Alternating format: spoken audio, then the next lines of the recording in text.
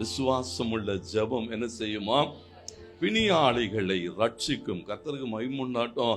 வெறும் பிணியாளிகள் சொன்னா வியாதி உள்ளவன் மாத்திரம் அல்ல பிணியாளி, பிசினஸ்ல தோற்று போனவனும் பிணியாளி தான். அதே போல பாத்தீங்கன்னா குறைவுகளோடு கூட இருக்கிறவன் யாரா இருக்கட்டும், விசுவாசம் உள்ள ஜெபம் என்ன செய்யும் சொன்னா அவர்களை மாற்றத்துக்கூடாக நடத்தும்.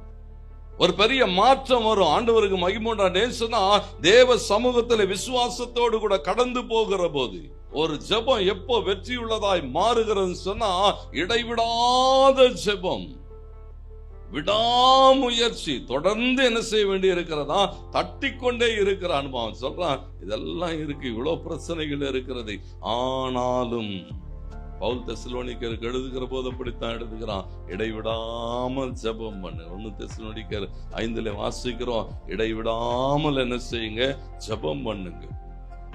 ஊமைகளை ஆண்டவர் சொல்லுகிற போது லூக்கா 18:1 சொல்லுகிறார், இடைவிடாமல் ஜெபியுங்கள். ஏன் சொன்னா பதில் வரணும். ஒரு வல்லமையான ஜெபம் எப்பன்னா தொடர்ந்து ஜெபிப்பது, பதில் வருகிற வரையிலும். கர்த்தருக்கு மகிமுண்டா. ஏன் சொன்னா ஆண்டவர் என்ன எதிர்பார்க்கிறான்னு சொன்னா தொடர்ந்து தட்டி கொண்டு இருக்கிற போது கேளுங்கள், அப்பொழுது உங்களுக்கு கொடுக்கப்படும். கேட்டுக்கிட்டே இருக்கிற அனுபவம், தேவ சமூகத்தை ஓயாமல் தட்டுகிற போது ஆண்டவர் நம்முடைய ஜெபங்களுக்கு என்ன செய்கிறவராய் இருக்கிறார், பதில் செய்வார். எல்லா நேரங்களிலும் ஜெபத்துக்கு உடனே பதில் வருகிறது இல்லை.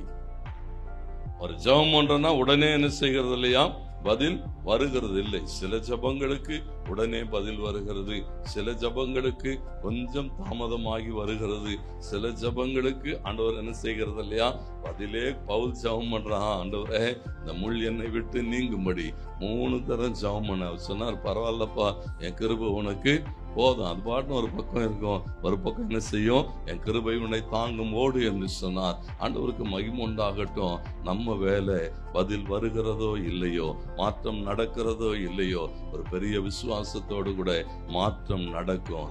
இன்றைக்கு நடக்கும், இப்பொழுது நடக்கும் என்கிற விசுவாசத்தோடு கூட ஜெபிக்கிற போது மெய்யாகவே கர்த்தர் என்ன செய்வார், நம்முடைய ஜெபங்களுக்கு பதில் செய்வார். இவைகளை உணர்ந்து கொள்ள வேண்டும்.